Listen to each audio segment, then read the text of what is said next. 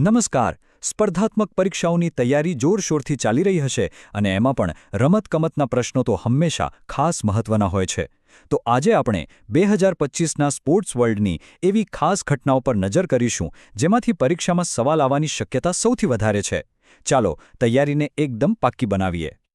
સૌથી મોટો સવાલ કે આખરે પરીક્ષામાં પૂછાશે શું? અહીં આપણે કોઈ અંદાજો નથી લગાવવાના, પણ તથ્યો અને સૌથી મોટી સિદ્ધિઓ પર જ ધ્યાન આપીશું, જેથી કરીને બિનજરૂરી માહિતીનો જે ઢગલો હોય છે ને એમાંથી બચી શકાય. તો ચાલો સીધા મુદ્દા પર જ આવીએ. તો સૌથી પહેલાં વાત કરીએ ક્રિકેટની. ભારતમાં ક્રિકેટ એ ખાલી એક રમત નથી, એ તો લોકો માટે એક જુસ્સો છે, એક ધર્મ છે.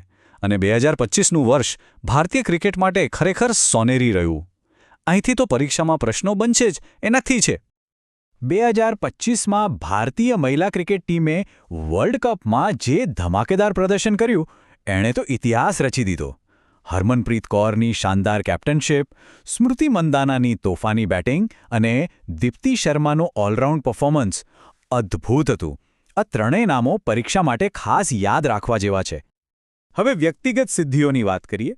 બીસીસીઆઈના જે નમન એવોર્ડ્સ હોય છે એમાં જસપ્રીત બુમરાહને તેની ઘાતક બોલિંગ માટે બેસ્ટ મેલ ક્રિકેટરનો એવોર્ડ મળ્યો. તો બીજી તરફ મહિલાઓમાં સ્મૃતિ મંદાનાએ ફરી એકવાર પોતાના બેટથી કમાલ કરી અને બેસ્ટ ફિમેલ ક્રિકેટરનો એવોર્ડ પોતાના નામે કર્યો.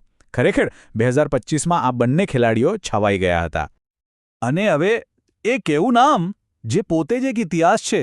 વર્ષ 2025માં ક્રિકેટના ભગવાન ગણાતા માસ્ટર બ્લાસ્ટર સચિન તેંડુલકરને તેમના અવિશ્વસનીય યોગદાન માટે ખૂબ જ પ્રતિષ્ઠિત લાઇફટાઇમ અચીવમેન્ટ એવોર્ડ આપવામાં આવ્યો. આ વાત પર ખાસ ધ્યાન આપજો, આવા પ્રશ્નો પરીક્ષામાં અવારનવાર પૂછાતા હોય છે. ચાલો હવે વિભાગ 2 પર જઈએ. ભારતના અન્ય ચેમ્પિયન્સ. ભારતની સ્પોર્ટ્સ ટેલેન્ટ માત્ર ક્રિકેટના મેદાન સુધી જ નથી. 2025માં શૂટિંગ રેન્જ હોય કે પછી વેઇટલિફ્ટિંગનું પ્લેટફોર્મ, આપણા ખેલાડીઓએ દરેક જગ્યાએ તિરંગો લહેરાવ્યો છે. ચાલો એક ગૌરવની પળોને યાદ કરીએ. શૂટિંગની વાત કરીએ તો સમ્રાટ રાણાએ 10 મીટર એર પિસ્તોલની વર્લ્ડ કોમ્પિટિશનમાં ગોલ્ડ મેડલ જીતીને બધાને ચોંકાવી દીધા. તેમનું નિશાન એકદમ અચૂક હતું અને આ જીત ભારત માટે ખૂબ મોટી હતી. નામ યાદ રાખજો, સમ્રાટ રાણા, અને રમત છે શૂટિંગ. હવે વેઇટલિફ્ટિંગ તરફ વળીએ, જે આપણા યુવા ખેલાડીએ કમાલ કરી.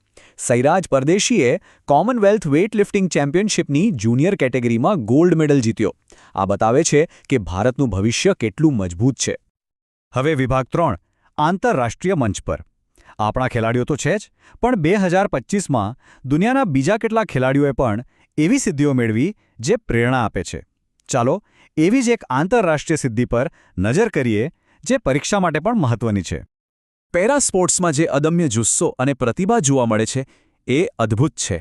અને એનું જ સન્માન કરતા પેરા સ્પોર્ટ્સ એવોર્ડ 2025માં અમેરિકાના પેરા આર્ચરી પ્લેયર મેટ સ્ટુટ્સમેનને બેસ્ટ મેલ પેરા એથ્લીટનો એવોર્ડ મળ્યો. આ એવોર્ડ પેરા એથ્લીટ્સ માટે સર્વોચ્ચ સન્માન ગણાય છે. ચાલો હવે ચોથા વિભાગમાં જઈએ. મહત્વના ખેલ પુરસ્કારો.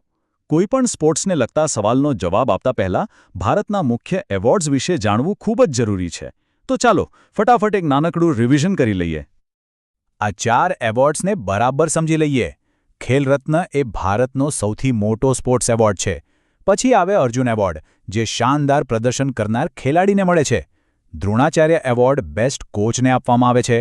અને લાઇફટાઇમ અચીવમેન્ટ એવોર્ડ રમતગમતમાં આજીવન યોગદાન માટે હોય છે. આટલું જાણવું તો ખૂબ જ જરૂરી છે. અને હવે 5મો વિભાગ, તમારી જીકેની તૈયારી. અત્યાર સુધી આપણે જે પણ શીખ્યા, હવે એને ચકાસવાનો સમય આવી ગયો છે. આ એક નાનકડું પ્રેક્ટિસ સેશન છે જે તમારી યાદશક્તિને વધુ ધારદાર બનાવશે. ચાલો જોઈએ કેટલું યાદ રહ્યું. આ એક વાક્યને મગજમાં બરાબર ફિટ કરી લો. આ એક મેમરી હેક છે, એક શોર્ટકટ છે. 2025 equals to Sachin, lifetime, plus Bumrah, plus Smriti, plus મહિલા ક્રિકેટ ટીમ.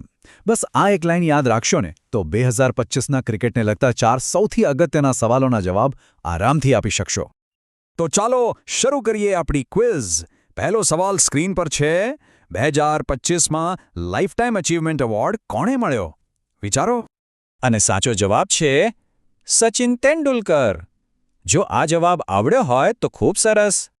બીજો સવાલ, 2025ના શ્રેષ્ઠ આંતરરાષ્ટ્રીય મહિલા ક્રિકેટર કોણ હતા? યાદ કરો. હા, બિલકુલ સાચું. એ હતા સ્મૃતિ મંધાના. શાનદાર. હવે ઇન્ટરનેશનલ સવાલ.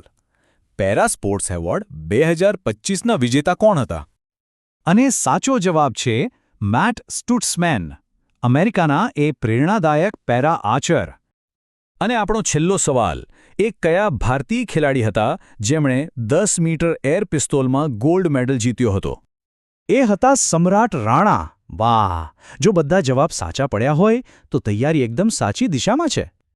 આશા છે કે આ ઝડપી રિવિઝન પછી 2025ના સ્પોર્ટ્સને લગતા સવાલો માટે આત્મવિશ્વાસ વધી ગયો હશે.